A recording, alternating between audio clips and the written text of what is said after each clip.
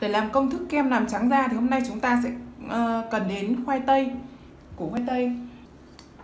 Củ khoai tây chúng ta gọt vỏ.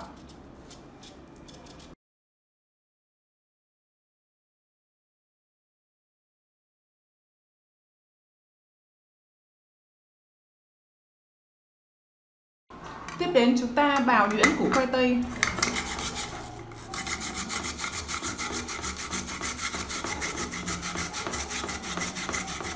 Rồi chúng ta đã có khoai tây bào nhuyễn. Chúng ta cần một cái nồi,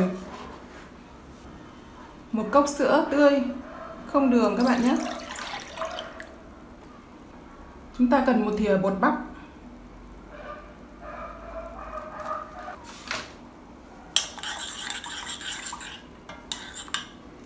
Và khoai tây đã bào nhuyễn.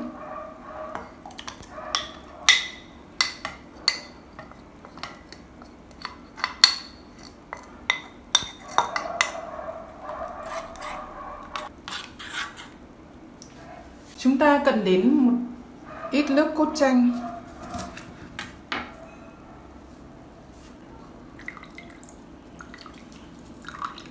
Chanh các bạn có thể cho tùy lượng hoặc cam cũng được các bạn nhé. Bây giờ chúng ta nấu trên bếp nhỏ lửa. Đảo, nấu trên bếp nhỏ lửa và đảo liên tục các bạn nhé. Khuấy liên tục, khuấy đều tay liên tục. Đến khi chúng ta được một hỗn hợp sệt rồi thì tắt bếp. Chúng ta được bột sữa và khoai tây. Bây giờ chúng ta cho ra một cái bát.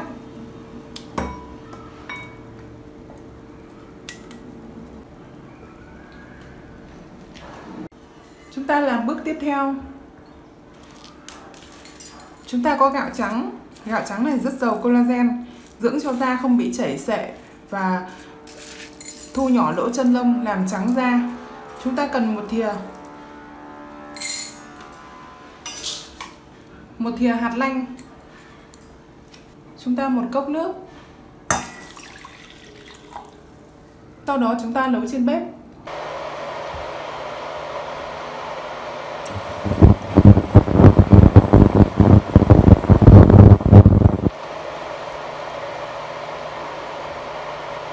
Chúng ta đun sôi kỹ hạt lanh với gạo ở trên bếp.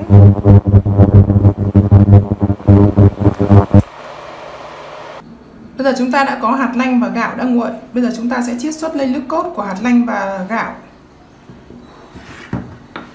Chúng ta dùng một miếng vải thưa và sau đó chúng ta sẽ lọc lấy cái nước. Chúng ta chiết xuất lên cái nước cốt của hạt lanh và gạo.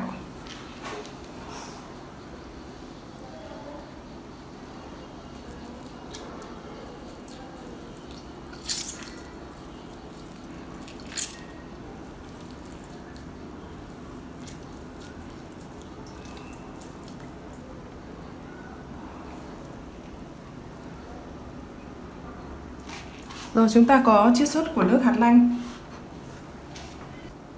Chúng ta cần một cái bát sạch.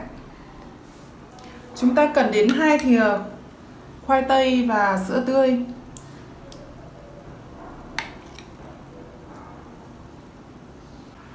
Chúng ta cần đến 2 thìa nước cốt, hạt lanh và gạo. Chúng ta có thể cho 3 thìa nhé các bạn nhé. Một thìa dầu ô liu mật ong. Bây giờ chúng ta sẽ trộn đều hỗn hợp.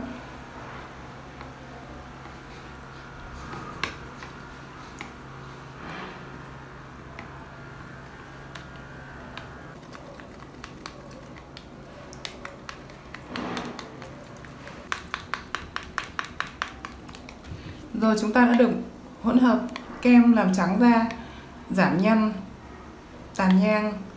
Đó, các bạn thấy chưa? Bây giờ sử dụng, chúng ta có thể để kem vào lọ thủy tinh có lắp để bảo quản trong tủ lạnh được lâu hơn. Bây giờ cái cách sử dụng là chúng ta hãy làm sạch da, áp dụng lên da đã được làm sạch. Sau đó chúng ta massage. Chúng ta đắp lên da đã được làm sạch. Massage nhẹ nhàng từ 5 đến 10 phút.